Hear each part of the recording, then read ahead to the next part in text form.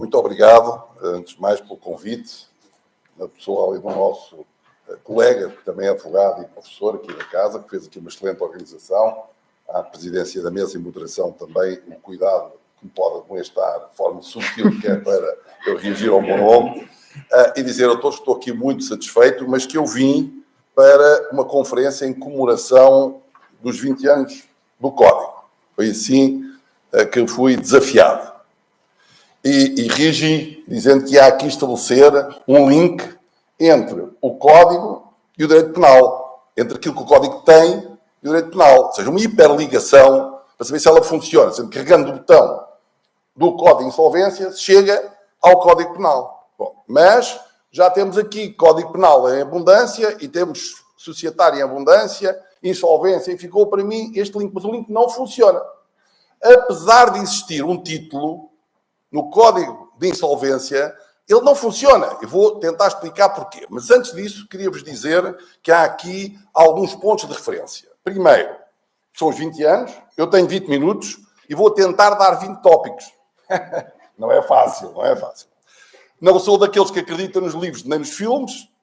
Gosto de legendas, mas gosto de cor, gosto de som, pouca música. Mas aqui, efetivamente, vamos ter que colorir um bocadinho isto, para que seja uma festa, para que seja uma comemoração. Sou pena do nosso objeto da comemoração ser como naqueles anos em que nós somos convidados, estamos o tempo todo a comer e a beber e o aniversariante convida e paga a conta, nunca houve uma palavra nossa, nem um olhar fixo nosso.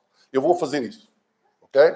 Primeiro, porque estou contente de estar aqui, porque já fui professor aqui na Universidade de Lusófona durante bastantes anos e porque vou usar aqui uma imagem que muitos conhecem, que hoje se aplica, que é um género de baby shower ou de chá de bebê, para apresentar aqui este nosso código, porque é anterior a 2004. O professor Inês Leitão disse que teve numa apresentação e que achou que aquele nascimento não era grande coisa, mas não conseguiu impedir e o código nasceu. Por isso é que a gente está aqui a comemorar. Mas houve esse baby shower, houve essa apresentação e houve a possibilidade sobre ele haver comentários, de tentar ver porque é que ia nascer. Mas para isso, e agora diz-me aos alunos, estão aqui, estão muitos, para isso é preciso ter um contexto fora da lei, fora dos artigos. É preciso meter a cabeça de fora da universidade e olhar para a sociedade. Para ver porque é que o legislador atua desta maneira. Não é tudo louco, ainda que incompetentes. Há uma diferença grande entre incompetência e loucura. Não é? A incompetência pode ser curada através do conhecimento e a loucura é aquilo que os médicos depois tratam lá nos sítios especiais. Então, nós temos que perceber o que é que aconteceu ali. Eu vou tentar.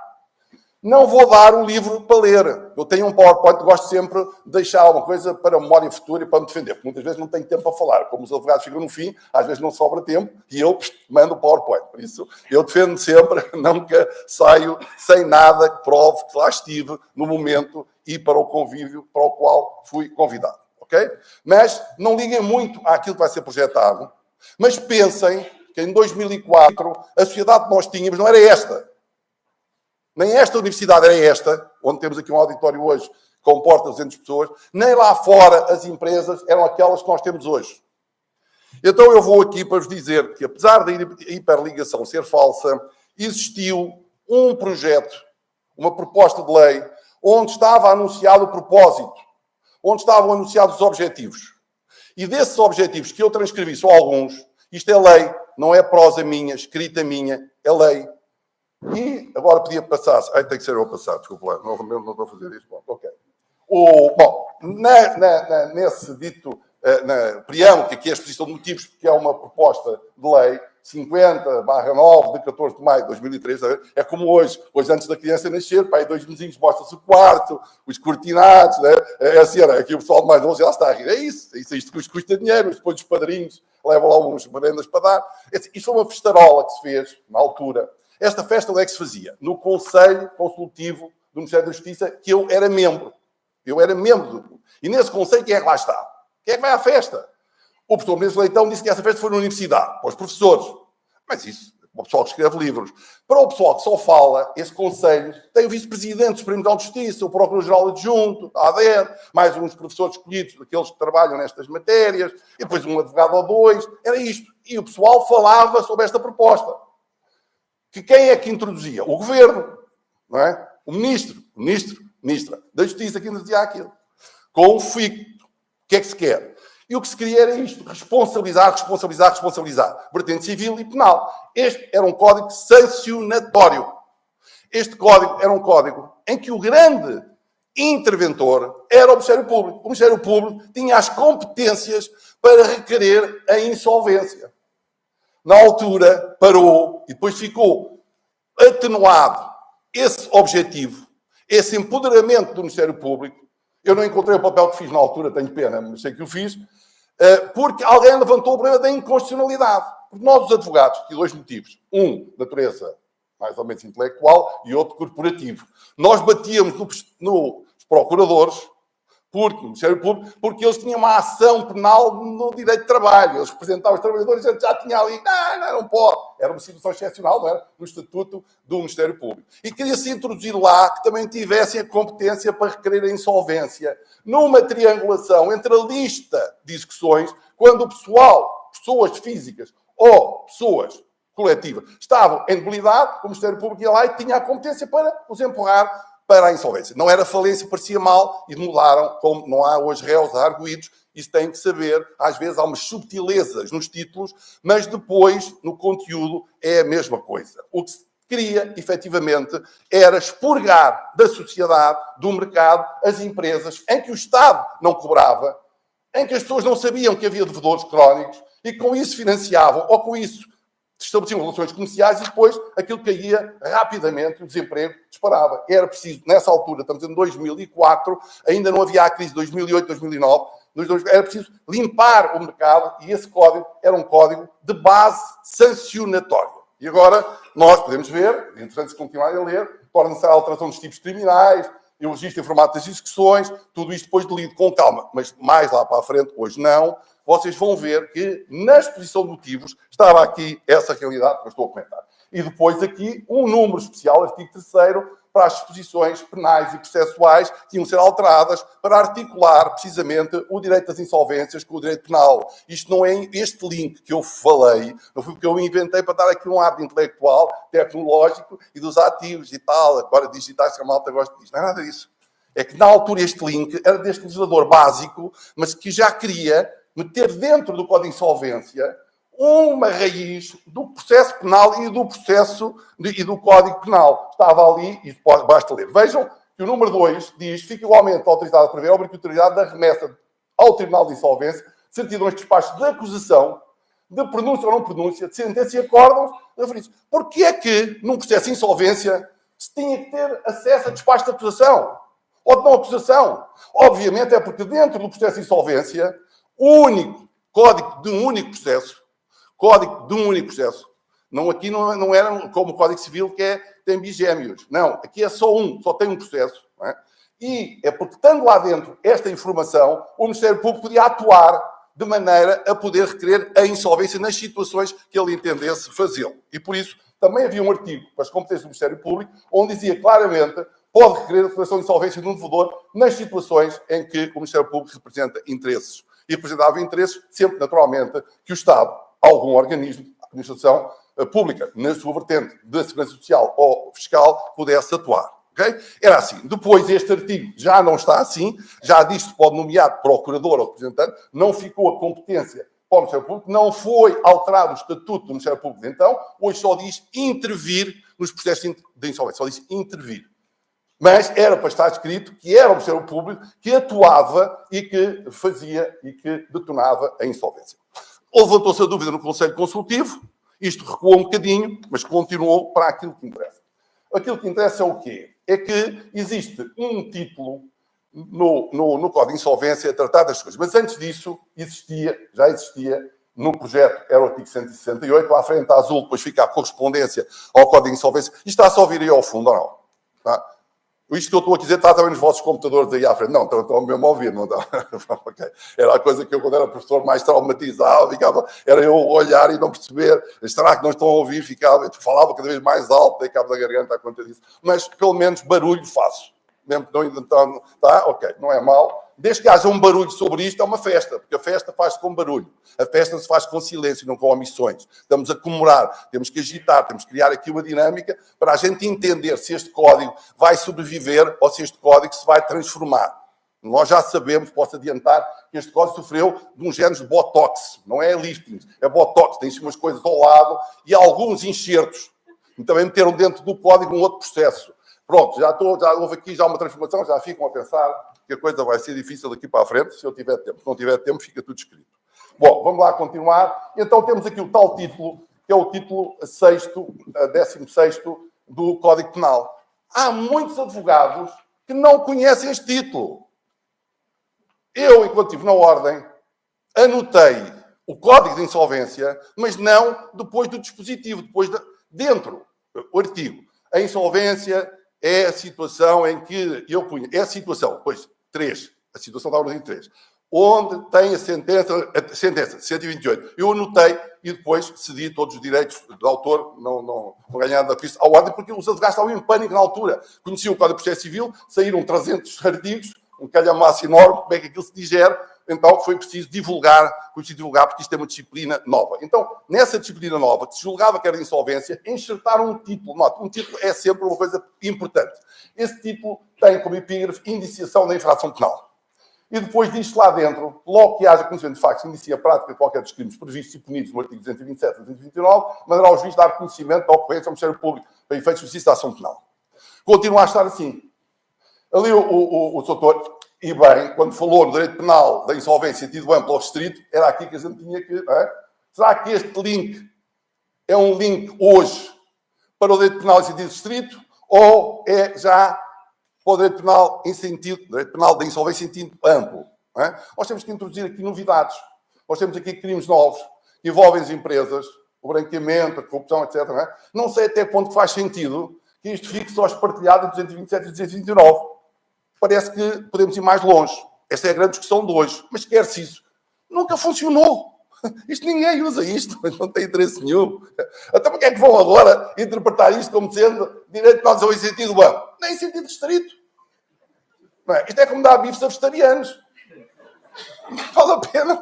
Não comem, não querem. Não há festa assim. Bom, mas se continuarem, ainda vai dizer mais. Se a denúncia for feita no requerimento inicial,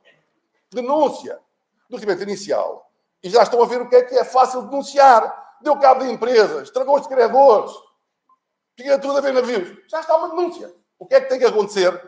Aí é que está o tema. Aí é que é difícil. Nunca acontece. O que tem que acontecer é isto. Eu vou agora passar em frente. Se for feita, tem que o juiz ouvir as testemunhas sobre os factos alegados, extratar na ata os seus depoimentos, extrair certidão, ordenando-se a entrega da mesma ao Ministério Público, conjuntamente com todos os elementos que estão no processo, onde existem indícios ou documentos relativos à matéria da infração, indiciação penal. Ok? Então isto é um pré-inquérito. E as pessoas dizem, mas como é que é possível? Tu é o juiz que vai fazer o pré-inquérito. Nós temos hoje na lei de branqueamento de capitais o responsável do cumprimento normativo a fazer inquéritos para mandar para a judiciária. E nem sequer são magistrados. É lá um advogado ou um economista, que hoje também já fazem, na falta de emprego, também já assumem essas competências. E por isso passam a ser responsáveis do cumprimento normativo. Ouvem, tratam, é ou não é? Sou procurador. Então, sou procurador que só escreve, não fala, mas não tem problema. Está à vontade e depois tudo se resolve. Nós aqui não há censura nenhuma. 50 anos, 25 de abril, já comemorámos. Isso era antes. Agora já não tem problema nenhum. Por isso, é isto que acontece. De antes era isso que se queria. Caros colegas e senhores estudantes e senhoras estudantes, agora aqui fiz porque a volta, não sei, estudantes, isto é que é o mundo do direito. O resto são artigos. No sentido da lei, isto é o mundo do direito. Para que é que isto serve? Se serve para alguma coisa, para que é que a gente quer isto? Para as nossas profissões serem atuantes. Porque quando nós temos uma letra que ninguém consegue decifrar, nem cantar, está numa língua estrangeira, não há música, ao som. Não é? Se quisermos ter as duas coisas, não é? Sonoridade, aqui o Paulo Valério, que é o craque da música, e letra, tem que saber decifrar isto. Portanto, isto que está aqui é o que se queria na altura. podia-se fazer isto, para o Ministério Público pegar nisto, ir lá para o Tribunal Penal, e para enxertar a rapaziada, e punir a rapaziada, que era isso que se queria, para acabar com a banditagem que na altura existia. Era isto que se queria. Senão não tinham escrito isto. Bem, agora voltando um bocadinho atrás. Também já se falou ali, ainda há bocadinho, na questão da prescrição. A lei já previa, continua a prever, que há uma interrupção da prescrição a partir do momento em que há a declaração de insolvência. Mas a interrupção da prescrição de que procedimento criminal? Dos 227 a 229? Ou isto é no sentido amplo? Cá, professor, doutor, tem aqui mais uma separata para o seu livro. Começo por aqui. Já tem aqui mais umas páginas para escrever. É aqui que está o tema. Isto é interromper para tudo, para a burla, para a falsificação, para o branqueamento de capitais, para a corrupção, ou é só para o 227 e 229, que não mata as pessoas coletivas, nem atinge coisa nenhuma. Como disse, porque o artigo 11 não foi atualizado. O artigo 11 que não foi atualizado, que à data de 2004 estava nas primeiras núpcias, estava ali, tipo, tinha aberta com meia dúzia de crimes, e hoje, está gordo. O artigo 11 hoje apanha tudo. Até eu já epigrafei direito penal das pessoas coletivas. Está a ver aqui para mais uma cátedra aqui na faculdade, para mais um professor doutor escrever.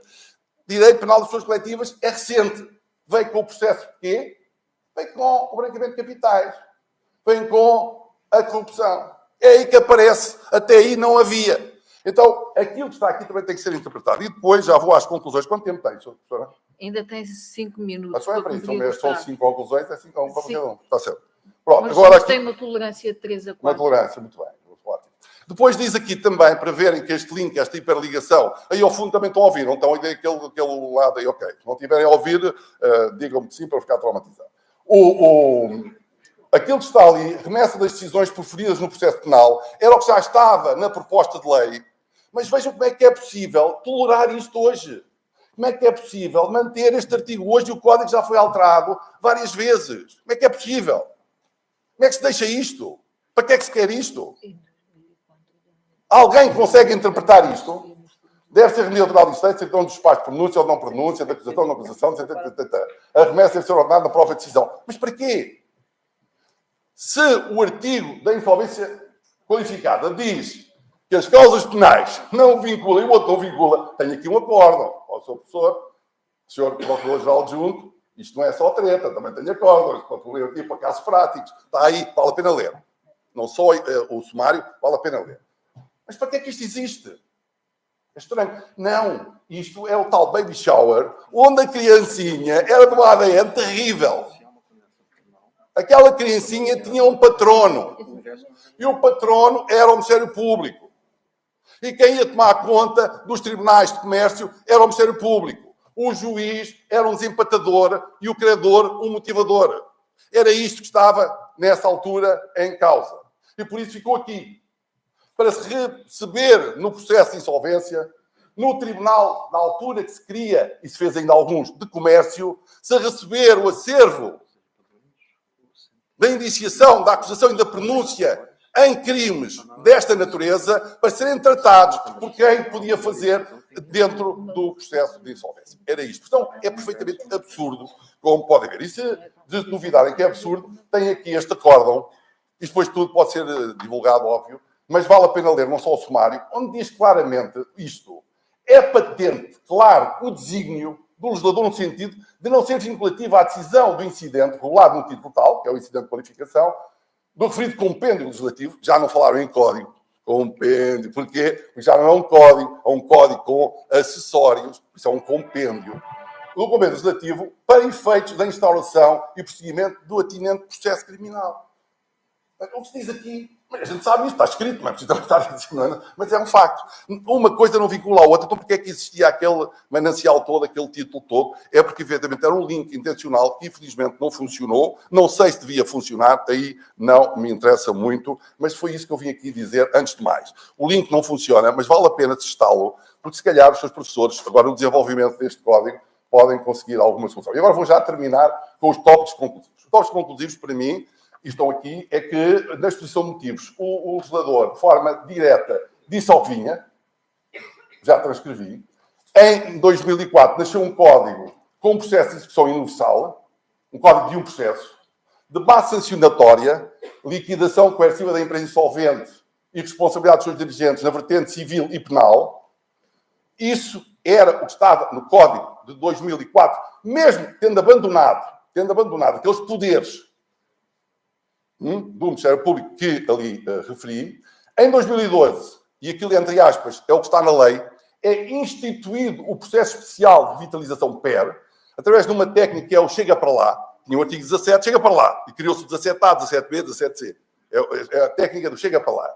Abre-se um buraco, enfia-se lá um processo e mudou-se uma subtilezazinha no artigo 1º, pôs-se o número 2 a dizer que também se podia fazer aquela coisinha que era o PER, e depois deu a bagunça que deu, todos conhecem, mas isso é para a comemoração dos 25 anos. Bodas de prata, antes de chegarmos lá.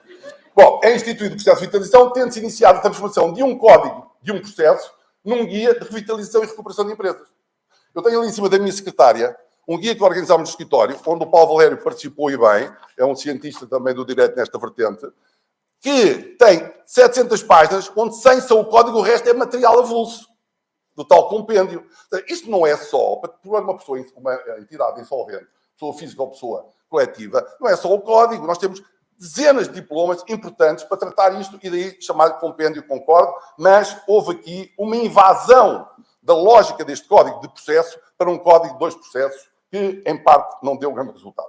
Depois, o ensino de qualificação, suportado no princípio que a qualificação atribuída não é vinculativa para efeitos de causas penais, passou a ser o centro da base sancionatória do código. Tanto que aquele título 16º nunca funcionou, porque era aqui que se concentrava, não ser o juízo sancionatório, era aqui que se pressionavam as empresas e os seus dirigentes, os seus administradores, a chegarem à frente ou serem responsabilizados. E bem, não estou a fazer nenhum juízo de mérito quanto à questão, mas assim, centrou-se nisto e não naquele título a responsabilidade civil e penal dos intervenientes em causas de insolvência. O título 6 está ali, deixou, também por facto de ter deixado de haver um código de um processo, perdeu a sua função de regime de conexão entre direito da insolvência e direito penal. Durante 20 anos, entendemos, isto sou eu a falar com mais de meia dúzia de pessoas, entendemos que o procedimento previsto no número 2 do artigo 297 do CIR, denúncia de infrações feitas no procedimento inicial, pedido de insolvência, tinha virtualidades e podia funcionar com a fase de inquérito de futuros processos penais relativos a ilícito envolvendo empresa insolvente, realçando hoje, e dá uns anos para cá, que as novas exigências de compliance, prevenção e anticorrupção o impõem. É preciso também dizer-se que se impõe um juízo de censura sobre as empresas, mas de uma vertente mais ampla, e não só se é uma insolvência dolosa ou negligente. Na comemoração dos 20 anos, não anuncio a morte do código, mas desejamos a sua conversão num guia de reestruturação, revitalização, recuperação de empresas, que deve necessariamente incluir uma fase de liquidação da massa insolvente. Era isto que queria aqui trazer a todos. Desculpem o apressado, desculpem um bocadinho atabalhoado, mas não ficava bem comigo se voltasse a esta casa unicamente para um brindezinho subtil, sem deixar uma marca de alguma intolerância por aquilo que pode e deve ser melhorado. Obrigado.